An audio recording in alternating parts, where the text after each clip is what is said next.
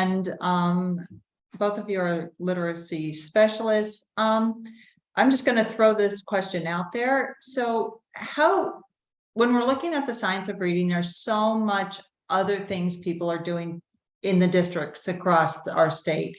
How do we make the transition or the leap, first of all, to put the science in reading in teachers' hands or in the classrooms? All right, Dina, do you want to start or do you? Sure, I'll jump in. So I think the first thing is for whoever the leader is, if it's the school principal trying to implement it, if it's a district level official, or even if it's just a teacher leader who, who's looking to implement science of reading, I think the first thing you have to do is the thing that you keep on doing, and that's to learn as much as you can about it, to join groups, because you have to know the content, you have to know the evidence base, you have to know what it is, you have to know what it isn't. And there's a lot of confusion out there, and even some confusion I feel within the field itself. So it's always, communicating and clarifying that. So to me, that first step, to even get started, is really understanding what it's about, and really schooling yourself on that is the first initial step. Christine, do you want to add to that? Yeah, I mean, I obviously, when a district wants to implement the science of reading, and that's when an organization like Literacy How is hired to come in and support, teachers' knowledge as they're learning how to implement the science of reading. And it's a process. There is a lot of knowledge building that needs to happen, a foundation of knowledge for teachers to understand what the science of reading is, what that should look like in your classroom. And then having that coaching support, whereas you're trying different strategies that are, based in the science of reading, that, you have that, that support network to, feel like you have a safe space where you can try things, you can ask questions. It's okay if you don't know it all, and that you're not throwing everything out. I think that's another thing that teachers really are concerned about as they're making that transition from maybe it might have been like a balanced literacy approach to a science of reading approach, is that they're going to have to know everything and try everything all at once. And it's a process. You layer your understandings as you deepen your knowledge of the science of reading. But it's important to have that support network in place, whether it's a literacy coach that's district-based or someone like an organization like Literacy How that comes in and supports teachers' knowledge. And so, speaking from experience, I worked with Literacy How, and we when we started really implementing the science of reading in my district, and some of the support they provided was absolutely building knowledge, and it's where I started my journey and really learning about the science of reading. But then, to Christine's point, in a district, you already have something in place, whether it's science of reading or not, or pieces of science of reading, or it's whole language, whatever it is, there's something in place. And so as you're learning more, the support from, from partners like Literacy How and others can help you to sort of audit what's in place, what aligns, what may not align, what you should tweak, and sort of what you have to add. And so that starts with your universal screening assessments and those pieces that you have in place that are going to drive what you do. Mm-hmm. And it's important to have a partner to understand what it is you're looking for and to bounce ideas and to really draw that alignment. And once you have your assessments in place, now you need to start to look at, well, what do I have for curriculum resources, and do they align with the science of reading? Is there each piece represented in our overall plan? And your partners can help you create the schedules that you need to have in your school, because if you have resources and you have assessments and you don't have time to do anything that's allocated for specific content teaching and time for coaching, because with coaching, you're going to have debriefing, right, to support that ongoing conversation, and blocks for people to get in and support that process. You might need some help realigning your schedules and prioritizing certain pieces of content and time for professional learning, in addition to time for teaching that content. In looking back, both Dina and Christine, as you helped districts make this move, are there a couple of things that you say, wow, that always seems to be like a great catalyst for the next step. Are there any starting points that seem particularly helpful? Wow, that's a really good question. I think in, my role, I think it's important to start with professional development. If that piece is missing, it's really, really hard to bridge the knowledge with the practice. So you have to have that foundation of professional development. However, the district wants to handle that. There's, a ton of different ways that can look. Mhm. I think the other piece, an important piece that, Dina brought up that I think is also really important is the assessment piece. You need to bridge not only the idea that, okay, this is what the science of reading, theorizes, this is what the instructional strategies are, but how is it impacting student learning? And so making sure you have, those universal screeners in place and that the data team process is a fluid one where you're looking at those screeners, making instructional decisions, revisiting that data. Is it impactful what you've decided to use in terms of instructional strategies? And having those ongoing conversations are really, really important. And the biggest catalyst to making that change is when you see the change in student Absolutely. outcomes. And that is usually what's really, every teacher wants their child to be, or wants their students to be successful. So that is, very impactful. So those are the things that I really think are really important. And I would reiterate that going back to assessment, and one of the districts I worked with, I talked to them about the assessments they had in place and a case study of a child who was struggling, and they shared with me an 8-page report of different reading assessments that they had given. And they said, the parents are complaining that this child needs support, but all of our data shows that this child is perfect and on track. And I looked at the data, and it was based on, giving the child a reading level, sort of like a DRA type of assessment. A lot of the TC assessments that have the MSV, MISCU analysis, and some random spelling pieces, but nothing that was in general pointing at any type of risk, any type of a universal screener in that way. And so I said, do me a favor, let's give this DIBELS assessment, just give us to this child and see what you come out with. So they came back to me and they said, okay, wow, now we get it. We gave this, we can see that this child is at risk. As a matter of fact, we gave it to every kid in the kindergarten class, and all of the kids that we were like, something's not right, but we can't put our finger on it, all came up as risk.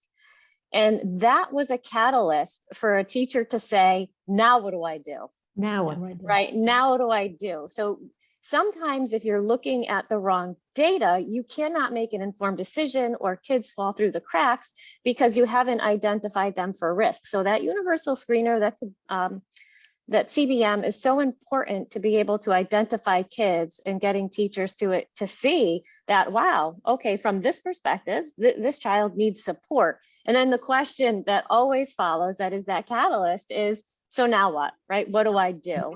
And also to Christine's point, when a teacher would, and here's the thing, and I had said this, sometimes you have to check your opinion at the door. So the way I was taught to teach reading originally, and the way I teach reading now are very different. And there were a lot of things that I just had to stop and be like, well, I'm not sure that's the right way. That doesn't feel right. That doesn't sound right. That just doesn't make sense. And then I had to trust the evidence base, and you have to take that, but you're not really bought in. But the second you see a child who is struggling, blend a word and start to read, catalyst, boom, hook, line, and sinker. Now the teacher's bought in. So some things will be a catalyst into asking the question to get started, and other things are going to create buy-in, which is then going to catalyze, all right, that change even faster. Yeah. So I have a question. I'm just going to jump forward because we have the conversation around assessment, which everybody should know or does know that it's our jumping off point. We don't know what the student doesn't know. We don't know what to teach. But reading comprehension assessments, if you had to pick which one would you choose? So that was just a question that popped up, and And I'm just going to give it to you. So hard that's it. one. Yeah, that is a hard one because so when you're looking at reading comprehension, if you're going to give that, like, why? Do you want to know if a child is reading at grade level? Do you want to understand their lexile? We're starting to take a look at that right now. But then there's comprehension as it's assessed on Smarter Balance. And so a lot of administrators in the community are concerned with our scores, related to comprehension types of assessment that are built on there. But at the end of the day, the goal is always to have kids be able to read and comprehend text that's at their grade level, right, or above. But the problem is when you assess on comprehension, in some of the assessments, like as part of a CBM, would be like the maze, that closed passage, right?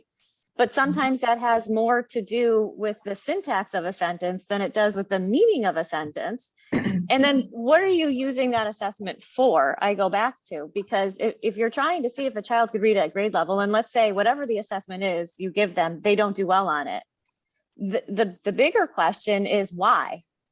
And that's like a whole web, right? Because do you need to focus more on their oral language? Does it have to do with vocabulary? Does it have to do with sentence level comprehension? Does it have to do with their inability to decode the words? Does it have to do with their prosody and fluency in reading that's disrupting their thought process? Are they not making meaning as they're reading?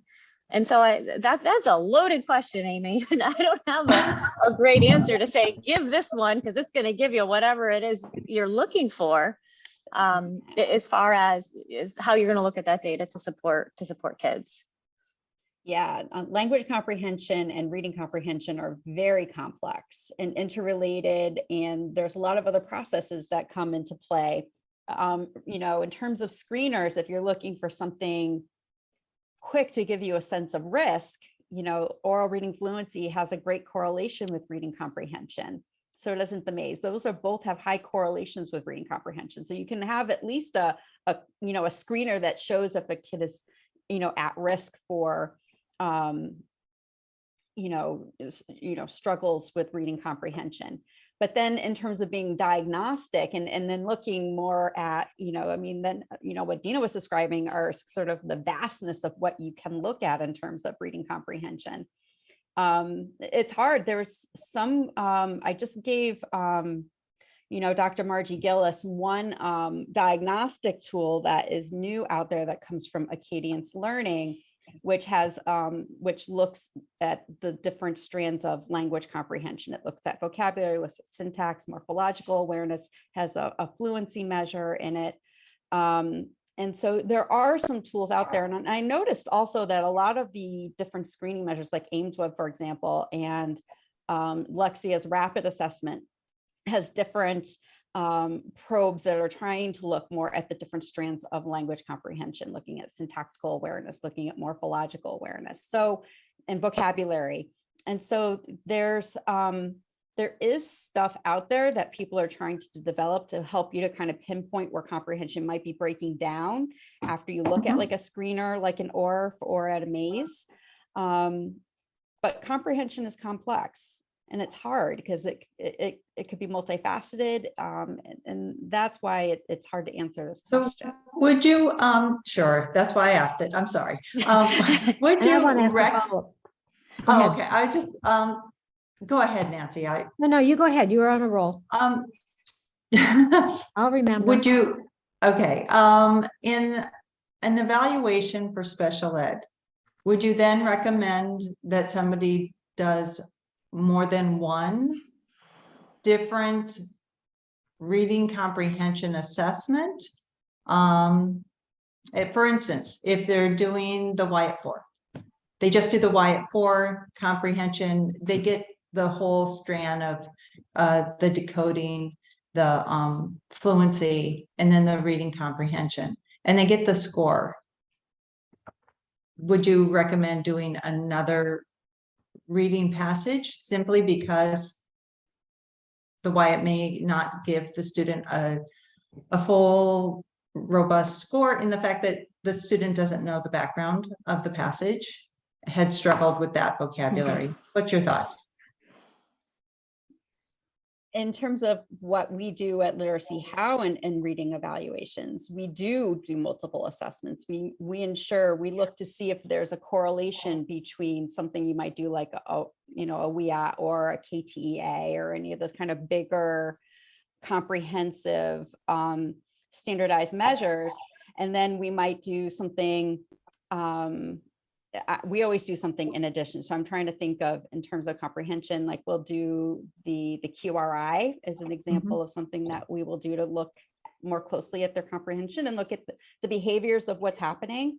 You can look more closely at, I'm trying to think of some of the other measures that we use. I usually just do the QRI, but you should do more than one. I think, it just gives you a number, unless you're really going in and analyzing what's happening when that child is interacting with that text.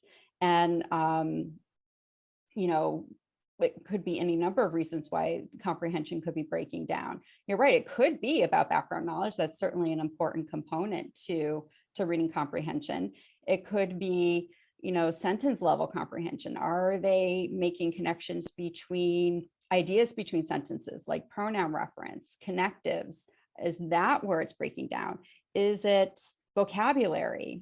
Is it, is it that they're having a hard time processing text, so they're not holding on to information? So text structure might come into play. Are they literally like being more literal thinkers and not really thinking inferentially, for example? So it is good to do multiple measures and see how they're interacting with various texts.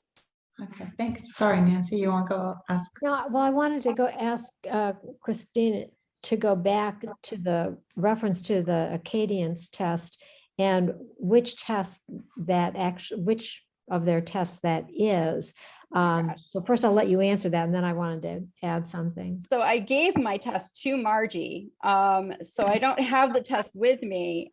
She wanted to take a look at it because we're actually thinking about adding that measure to our reading evaluation batteries of assessments that we can use.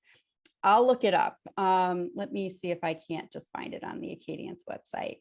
Well, while you're looking, part of the reason I asked is that when I was in a session with Stephanie Staller of the Reading Science Academy, we were talking about syntax, and she was pointing out that the PELI, which is the for younger children, that one of the components of that, namely where children are asked to tell more about something, actually correlated very highly with subsequent, this is for K1 early reading, very high, correlated highly well with subsequent reading comprehension, meaning in second grade and beyond. And I think what's interesting to me about that is it speaks to the value or the importance of not only checking that basically oral language component,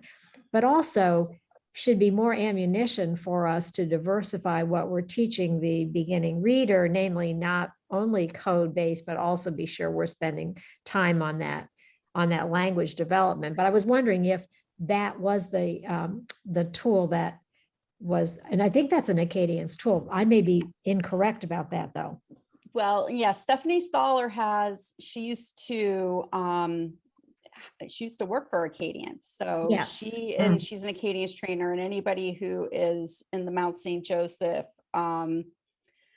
master's or doctoral program they also become Acadians trained. So that is part of the work that she does, as to kind of build everybody's knowledge around Acadians. I'm looking it up, and I'm not finding it. I don't know why that is. I'm going to look at Acadians comprehension and see what happens. And I also wanted to say, we have somebody else on our screen here, Maggie.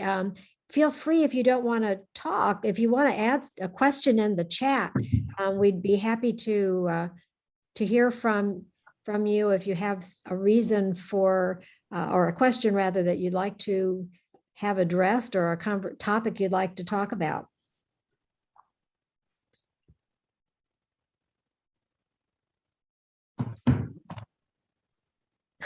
Okay.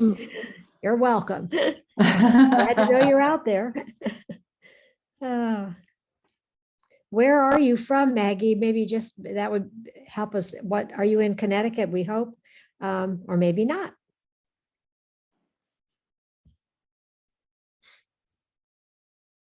Oh, great. Oh, Mystic. Such a Okay. pretty Maggie, part we're of the practically state. Yeah, we're Neighbors. practically neighbors. Okay. Well, I have a question that seems to pop up. So when you're doing, I think Dina, you said the components of the science of reading, the components within a lesson. So a lot of trainings that I've been to or things that I've read lately, the question seems to arise, and I don't work in the space of young children, K-3. But the question is, how much time should we really spend on phonological awareness and word level reading when we really want to get them to read? I've heard people say, I feel like I'm wasting time, and other people think that that's where the time should be spent. And so less time gets devoted to actually reading text and more time is built on word level reading. So yeah, that's a huge problem, and that ends up happening a lot, and it shouldn't be the case. We ended up, we have like the 10-step lesson plan that we follow that we had written in collaboration with Hill for Literacy, a separate organization that helps us out and provides support, just like Literacy How. And within that, we attached minutes for how much you should spend. So this isn't a small group. There's literally 1 minute devoted to a phonological awareness activity, up to 2 minutes to just get some practice in with that. So it's a short amount of time. There is a few minutes dedicated to word reading and then word reading fluency to practice decoding those words sound by sound, and then to practice reading them as whole words for fluency. But the biggest amount of time, I would say it's 8 minutes, I think we have out of the 20-minute lesson, is devoted to connected reading and text. And then we spend a little bit of time on phonological segmentation. We spend a little bit of time on dictation to have kids spell some of the patterns we are focused on. And that whole lesson plan for 1 day, or it might carry over into 2 days, then gets followed up with a lesson that's really just based on oral language development, comprehension, vocabulary, by putting kids into, we use level text for that. We use texts that are at the grade level as opposed to a child's reading level. We don't even identify a child's reading level, because when we're working with them in that capacity, we want to expose them to grade level text. And so we have books that are read aloud to them, or we could read aloud to them if they're struggling because they haven't mastered the key components. And I'm talking about the little guys that are still learning how to read, or the older kids who are struggling with decoding. And so if they can't access that text on their own, we provide scaffolds and supports so that they can still build their oral language, their background knowledge, their vocab, and all of that at the same time that they're learning how to decode those words, right? Because you don't want to not build and enhance their language comprehension just because they can't access the text yet. So it's important to balance those two. And truthfully, I think that's where the whole balanced literacy movement came from. It's just that it seemed to have gotten imbalanced somehow along the way from I think what its intent was, when I had first learned about it in college. So the Acadians assessment is called the CFAL. Finally found it. It's comprehension, fluency, and oral language. So that is the Acadians measure. And does that go, what grade or age level does that follow? K to 6? I think it goes to K to 6. It might go K8. It doesn't go any higher than that for sure. Okay. Did you say CFAL? How do you? CFAL, CFOL. CFAL. I'll put it in the chat for you. Thank you.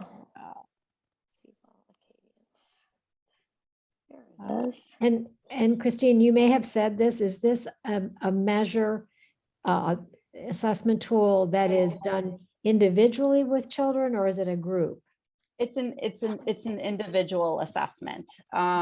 So it's pretty comprehensive. So there's a few things you need to do even before you administer the assessment. There is a checklist that you need to go through, which will help you to zero in on exactly which sections of the assessment you want to administer. So it's something that would need to be done individually.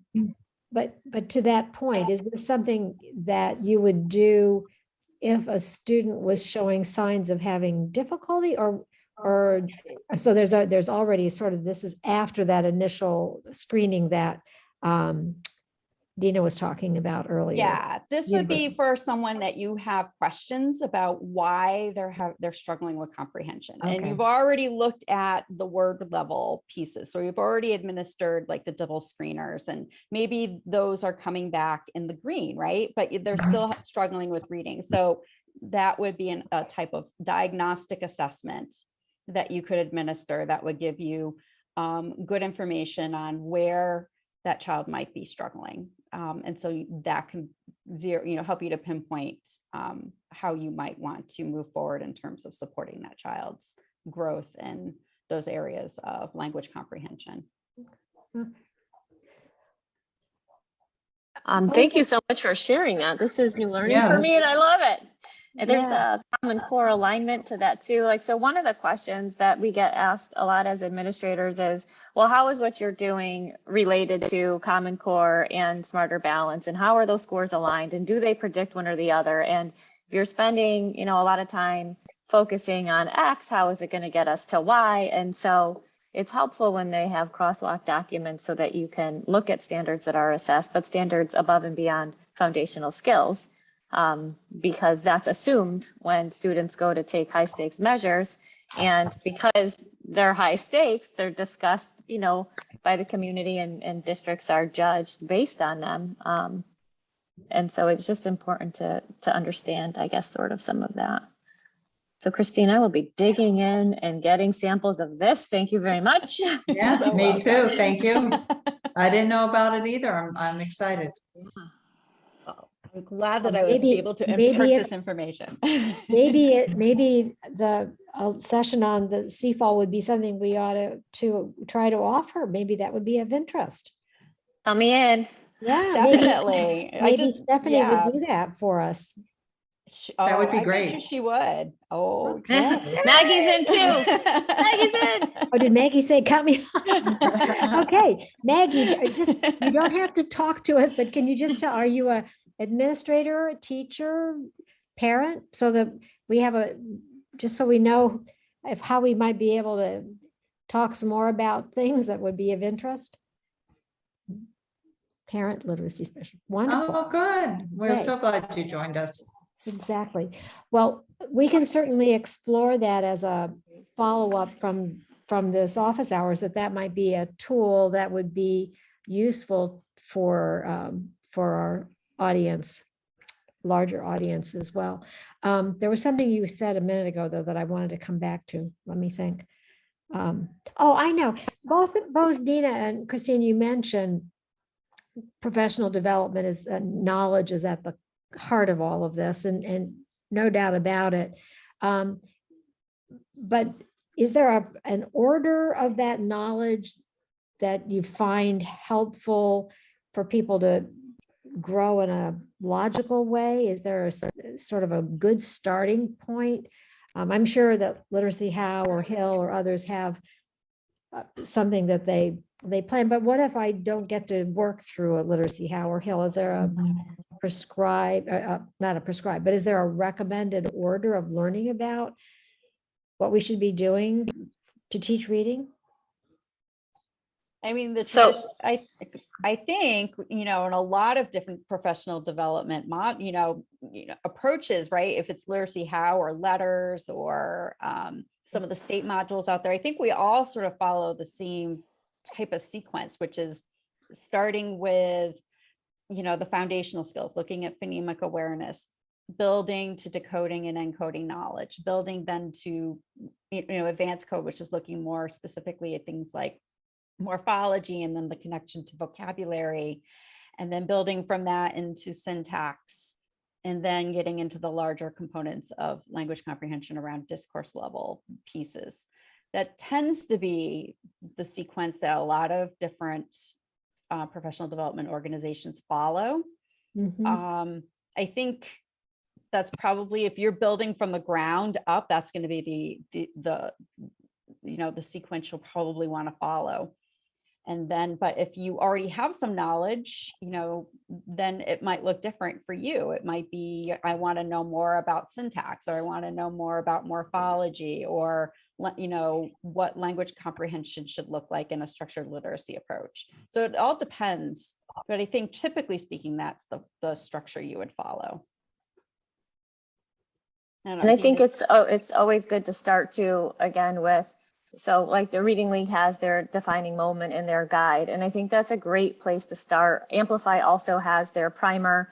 And I think those are great ways to just start to think about, again, what the science of reading is, what it's not, because there's the content knowledge in that progression that Christine just described. And I agree, that's always the one we follow. You have to understand the smallest pieces before you could understand the larger units, because they build.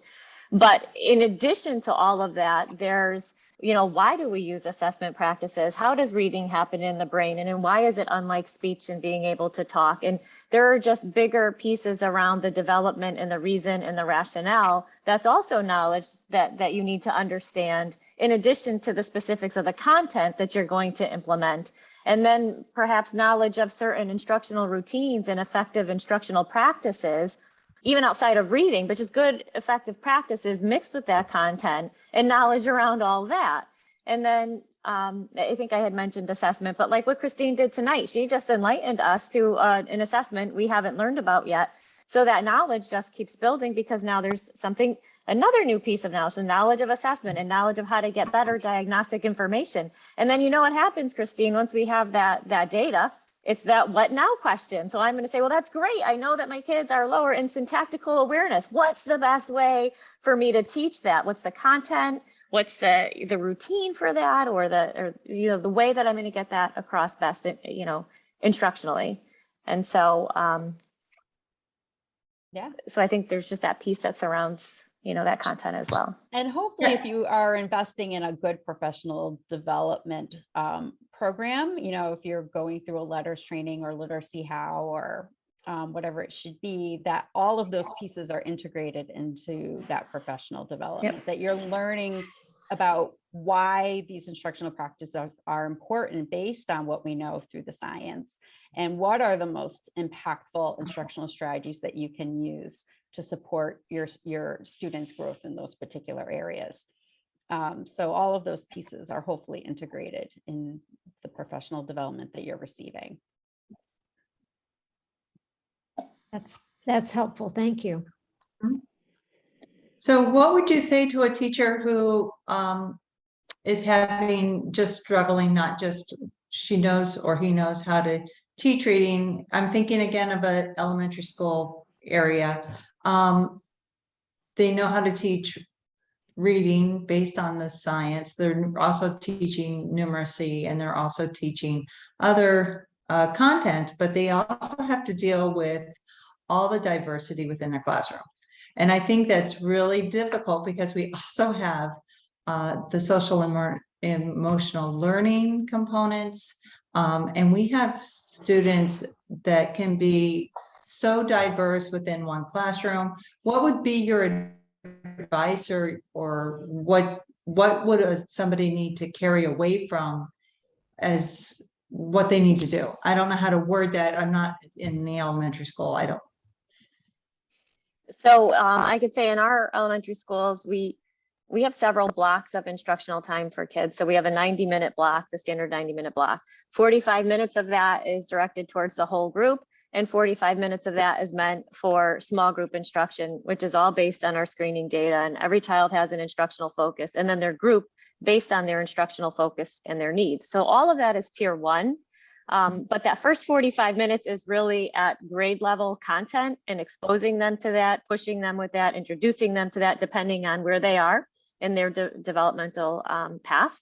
But then that next 45 minutes is based solely on the student, and it's differentiated based on their needs and where they are in that continuum.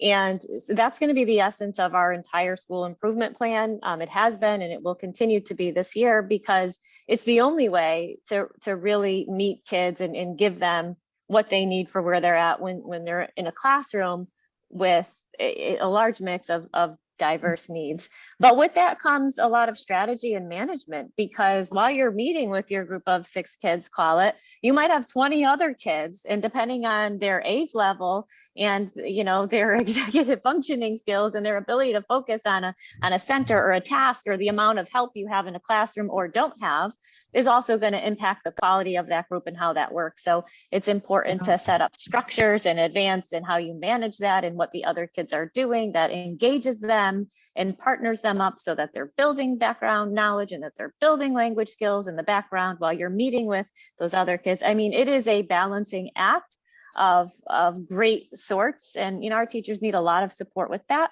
And during this time, sometimes we'll have like our specialists, particularly in kindergarten, our reading specialists will push into the class at that time. And so they could meet with a separate group of kids while the teacher is meeting with a group of kids, and having another adult in the room helps.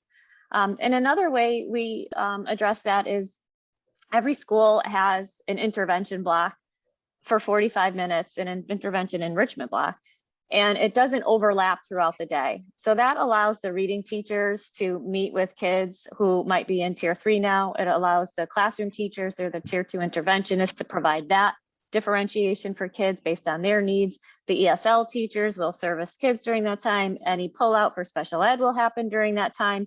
And so it's a period of the day. And even art and music will provide extra enrichment classes for kids, in the unified arts. And so during that block of time too, are different ways that we reach kids, to give them, what they need and or to push them further.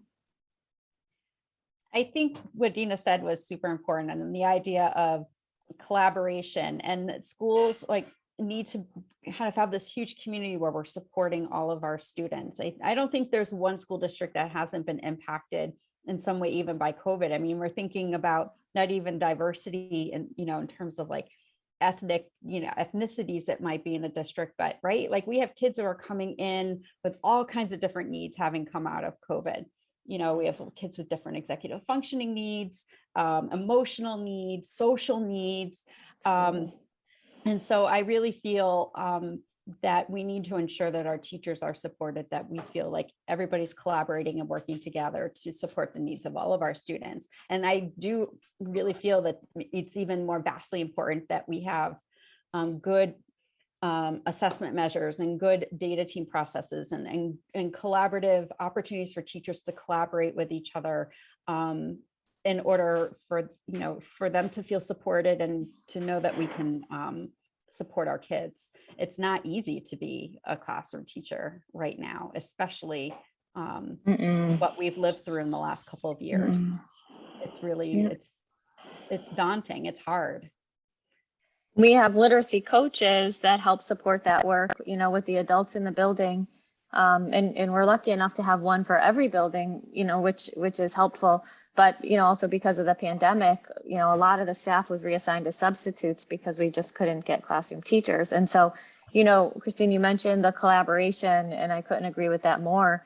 And with the SEL that you brought up, Amy, and some of those other pieces, I just want to mention that there's a component of that we need to look at for our educators and ourselves as well, in addition to the students. And that goes back to, how are we supporting each other and what are we doing to build each other up? Because the pandemic didn't just impact our students, it impacted our teachers, our lives, our adults, our own families. And so everybody's, coming back a little bit, stressed and needing different outlets and needing a little differentiation of our own sometimes. Yeah. And you mentioned about, it impacts our students, it impacts our teachers. It also impacted a lot of our families. So I want to just kind of get to family engagement and talk about that, because that's an important piece, whether the student is in pre-K or even a senior in high school. Do you have any suggestions to pull in families or to support families in literacy and in any other way you can think of? We found one of the best ways to involve families, and this is based on feedback from the families, is when we invite them into the schools and into the classroom. So we teach foundations as part of our reading plan. And so families came in and they participated in the foundations lesson with their child. Kids always love when a family member or guardian is in their room with them and they show them their desk and they get excited. And it was twofold. It was to have that engagement, but also for the families to learn how we teach reading and how they could support their kids at home. And then a new program we launched this year, we had created a couple hundred intervention lessons that were virtual following that 10-step plan, utilizing the curriculum materials we have in place for our core and support.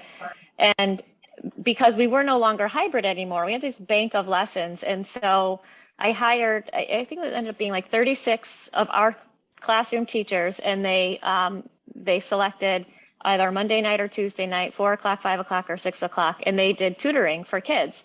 And so we invited second and third graders. They had at the time been most impacted by the pandemic. We would have invited everyone, but we didn't have enough personnel to do that. And so we targeted our neediest area, and those kids were all invited to attend tutoring in a group that was only 1 to 2 kids per group. But the key was a family member or guardian had to attend with them, and it was all virtual. So no one had to leave home. We didn't have to worry about transportation, because when you want to engage families, sometimes transportation can be a barrier. Yeah. And we gave all of our kids devices. They had access to Wi-Fi through other programs in the city. And so parents selected the day and time that they wanted to meet, and we did a cohort for 8 weeks. So on Monday, these 2 students and their parent or guardian would hop on the computer.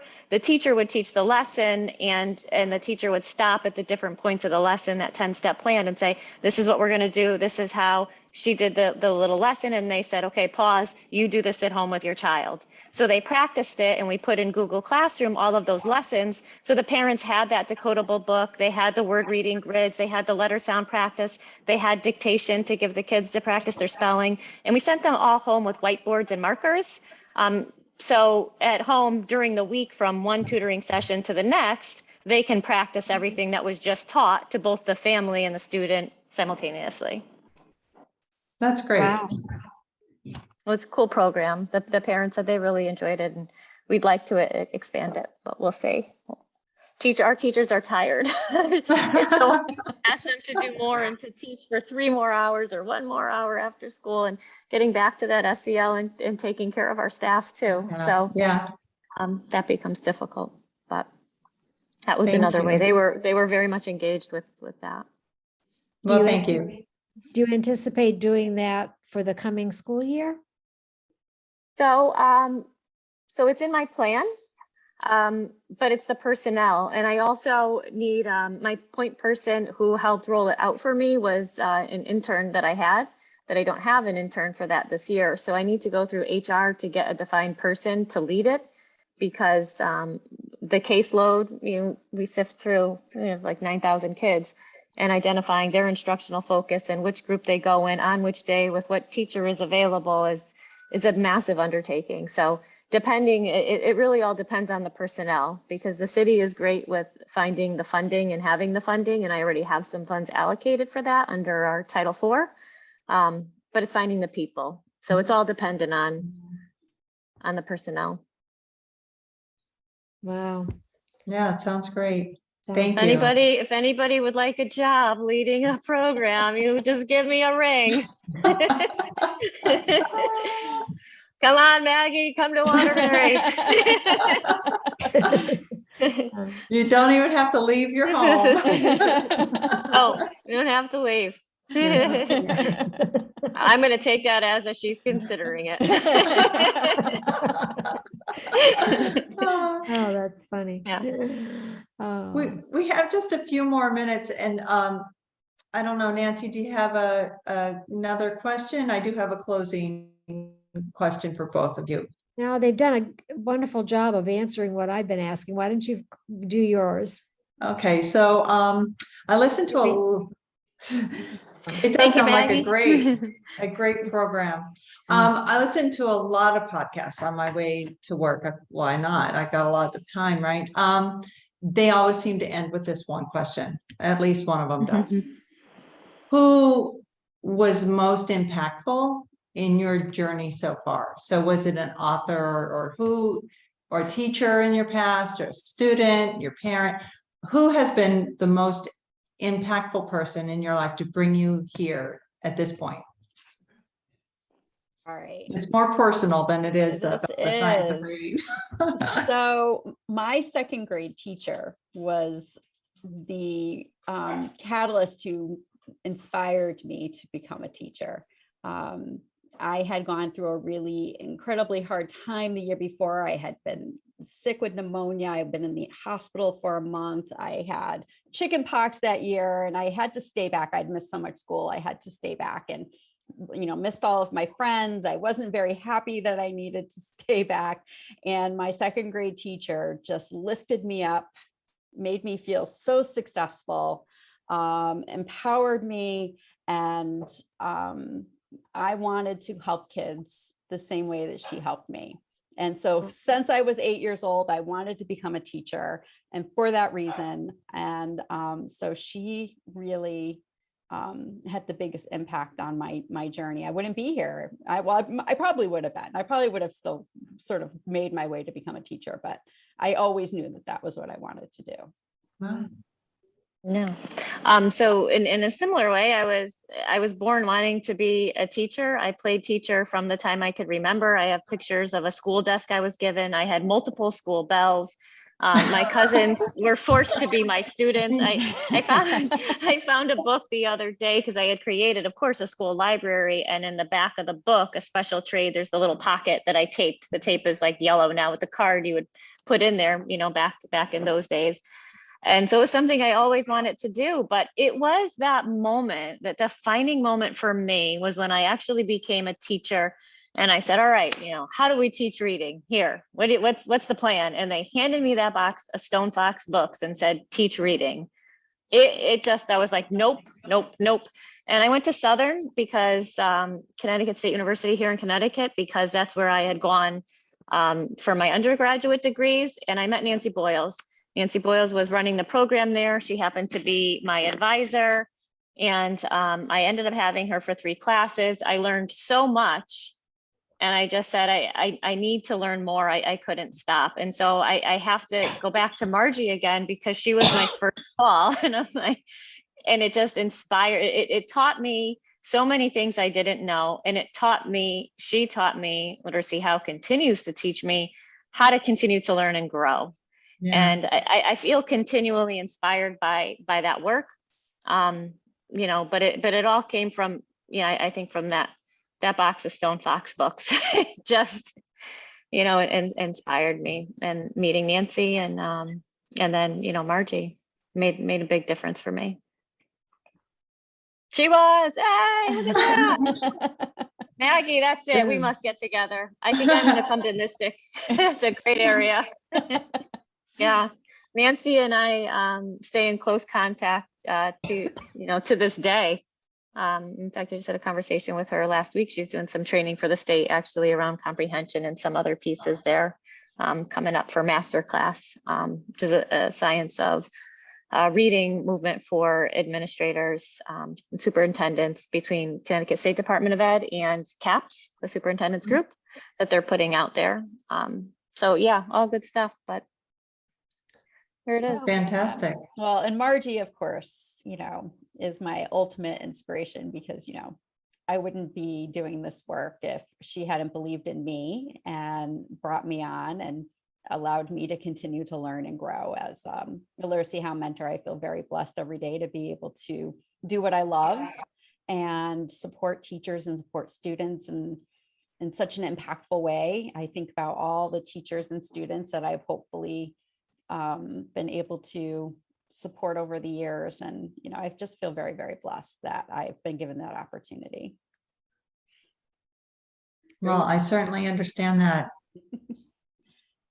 I think it was Marcia Henry. I have a author wall. For any time I meet an author, I have to get Nancy to sign her book. But We haven't met in person yet. No, I know, well. I feel like you're good. my sister, but we haven't met in person yet. Sure. But I have an author wall, and I think it was Marcia Henry who said that she has never stopped learning. Because I always thought when I was on Yeah. this journey at first that I didn't know enough. And then I learned something, and then I didn't know enough, and then I learned something and I didn't know Mhm. enough. So I just think maybe it's just something that is lifelong. Well, I think it's interesting because to keep being excited by learning something as opposed to feeling discouraged that you still have a lot to learn, even though you've been at this for a while. I think that is a really fascinating balance. And I think, Dina, you said something about, the mental health of teachers. And at a point where we're asking teachers to embrace the science of reading and move in new directions, realizing that those changes are also unsettling. And as much as we may be convinced in the sense of realizing there are things we know we should be doing, sometimes changes, and it's not the right time for people to be taking on new things. And so that's another dimension to this that adds to the challenge of implementation. But Sure. anyway, I agree with you. We're always should be learning. And you're never bored if you are. Mm-mm. Nope. So, Well, this has been great. I am so glad we were able to do this. So and we will plan to meet again on August 9th at 10 a.m. And see if that turns out to be a time that works well for some people, that a different cross-section. So let's plan to get those questions, be ready for some more questions in a couple of weeks. Sure. And Maggie, thank you for joining us. Amy, Yes, thank you for thank setting this up and you. hosting. And Christine, thank you for sharing that Oh, assessment. And I'm excited to learn a little bit more about that. I'm going to This is see if and it may be that Stephanie will have a recording about it already. I mean, maybe it's something she can have something that's already been done and we don't need to, we could use that in some way too. I'll see what is available. So. Great. aw. Take care, everybody. Thank you, Maggie. okay, Thank Have you. a good evening. Good night. Bye. bye. Bye.